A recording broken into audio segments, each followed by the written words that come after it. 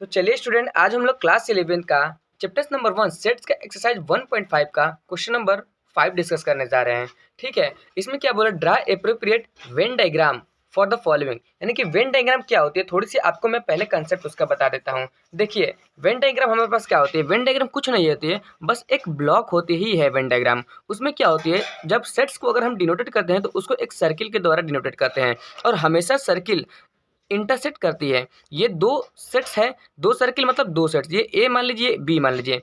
तो ए देखिए, A B है, दोनों इंटरसेक्ट कर रहे हैं, तो दोनों को कॉमन पार्ट ये है, तो इसको हम क्या कहते हैं, ए इंटरसेक्शन बी।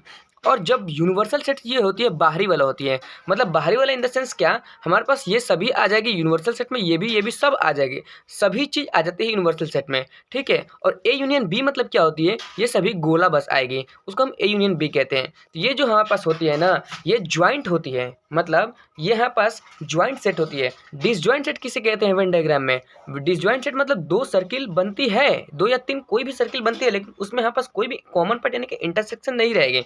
जब इंटरसेक्शन नहीं रहेगी तो ए इंटरसेक्शन बी हमारे पास क्या हो जाती है, जीरो हो जाती है। ये ए सेट है और ये बी सेट है। तो वेन डायग्राम कुछ है नहीं, वेन डायग्राम बस एक ब्लॉक है, उसको हम उसमें सेट को सर्किल के द्वारा डिनोटेट करते हैं। ठीक है, आई होप कि आपको बहुत अच्छे तरीके से वेन डायग्राम कंसेप्ट आया होगा। तो वेन डायग्राम पे क्वेश्चन किस तरीके से आया उसे हम ड्रा करते हैं। देखिए, वेन डायग्राम को हमें ड्रा करना, जो भी क्वेश्चन दिया है, ठीक है, तो ए यूनियन बी दिया है, ए यूनियन बी का कॉम्प्लीमेंट हमें निकालना है। तो देखिए, ए यूनियन बी का कॉम्प्लीमेंट हम किस तरीके से निकालते हैं, देखिए वेन डायग्राम में पहले करते हैं।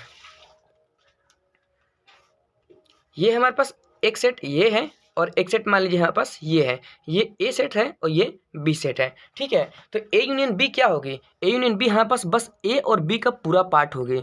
ठीक है, ये ए यूनियन बी होगी। ठीक है, ये कॉमन वाली पार्ट होगी। ये हमारे पास क्या होगी, ये दोनों अगर हम मिला देंगे तो हमारे पास ए यूनियन बी होगी। ठीक है, लेकिन अब इसका कॉम्प्लीमेंट निकालना है, तो कॉम्प्लीमेंट निकालना है ना, तो जो ए यूनियन बी है ना, उसको छोड़कर बाकी जितना भी बचेगा वो हमारे पास ए यूनियन बी का कॉम्प्लीमेंट हो जाएगा। तो देखिए, हम उसका कॉम्प्लीमेंट किस तरीके से निकालेंगे, ये ए यूनियन बी है, इसका अगर कॉम्प्लीमेंट हम निकालेंगे ना, तो ए यूनियन बी का कॉम्प्लीमेंट किस तरीके से आएगा, ए ये बी हो गया, यानी कि ये जो शेडेड पोर्शन है ये ए यूनियन बी है, जब इसको पूरा छोड़कर अगर दूसरा साइड हो जाएगी तो वो ए यूनियन बी का कॉम्प्लीमेंट हो जाएगी। यानी कि ये छोड़ देंगे तो हमारे पास बाहरी वाला ही बचेगा, ये ए यूनियन बी का हमारे पास क्या हो जाएगा, कॉम्प्लीमेंट हो जाएगा। तो इसको हम ए यूनियन बी का कॉम्प्लीमेंट कहेंगे। ठीक है, आई होप कि आपको बहुत अच्छे तरीके से समझ में आता होगा। ठीक है, अब देखिए, A intersection B, A complement intersection B complement है। अगर इस तरीके से अगर हम डायरेक्टली बनाने चल देंगे ना, तो हम नहीं बना पाएंगे। तो इसीलिए हमारे पास क्या है, डी मॉर्गन्स लॉ अच्छे तरीके से याद होना चाहिए। डी मॉर्गन्स लॉ क्या कहता है, देखिए डी मॉर्गन्स लॉ का आपको मैं बताता हूँ। डी मॉर्गन्स लॉ किसे कहते हैं, देखिए जब भी ए यूनियन बी होती है और उसका कॉम्प्लीमेंट लेते हैं, तो ए यूनियन बी का कॉम्प्लीमेंट लेंगे तो यूनियन प्लट के इंटरसेक्शन में आ जाता है, और कॉम्प्लीमेंट अलग अलग चल जाता है, तो यूनियन प्लट के इंटरसेक्शन में आ जाएगा और कॉम्प्लीमेंट दोनों पे अलग अलग आ जाएगा। यह पहला डी मॉर्गन्स लॉ है। और दूसरा डी मॉर्गन्स लॉ हमारे पास क्या है, जब भी यहाँ पास ए इंटरसेक्शन बी का कॉम्प्लीमेंट रहेगा, ठीक है, तो हमारे पास इंटरसेक्शन यूनियन में पलट जाता है और कॉम्प्लीमेंट अलग अलग चला जाता है, यानी कि A complement union B complement हो जाएगा। ये दो है डी मॉर्गन्स लॉ।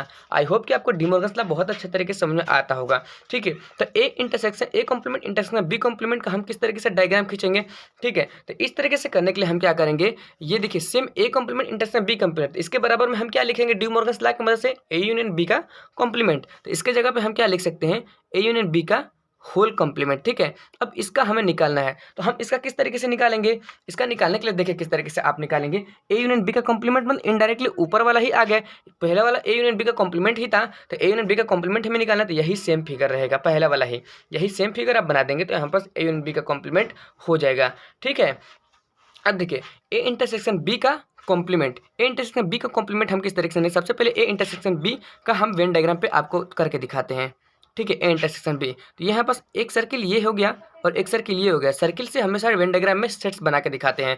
यहाँ पास ए हो गया और ये बी हो गया। ठीक है, तो A intersection B, A intersection B यहाँ पास क्या होगा, ए, इसको हम बता रहे हैं। तो ए इंटरसेक्शन बी किस तरह, जो कॉमन पार्ट होती है ना, उसी को हम इंटरसेक्शन कहते हैं। तो ये ए इंटरसेक्शन बी हो गई। ठीक है, तो ए इंटरसेक्शन बी यानी कि ये यहाँ पास ए इंटरसेक्शन बी हो गई। अब देखिए, अब इसका अगर हम कॉम्प्लीमेंट निकालेंगे, इस सैडेड पोर्शन का कॉम्प्लीमेंट निकालेंगे, तो हमारे पास क्या बचेंगे, इस सैडेड पोर्शन को छोड़कर बाकी जितने भी बचेंगे वो हमारे पास ए इंटरसेक्शन बी का कॉम्प्लीमेंट हो जाएगी। ठीक है, देखिए कॉम्प्लीमेंट मतलब जो सैडेड पोर्शन होती है उसको छोड़ देते हैं।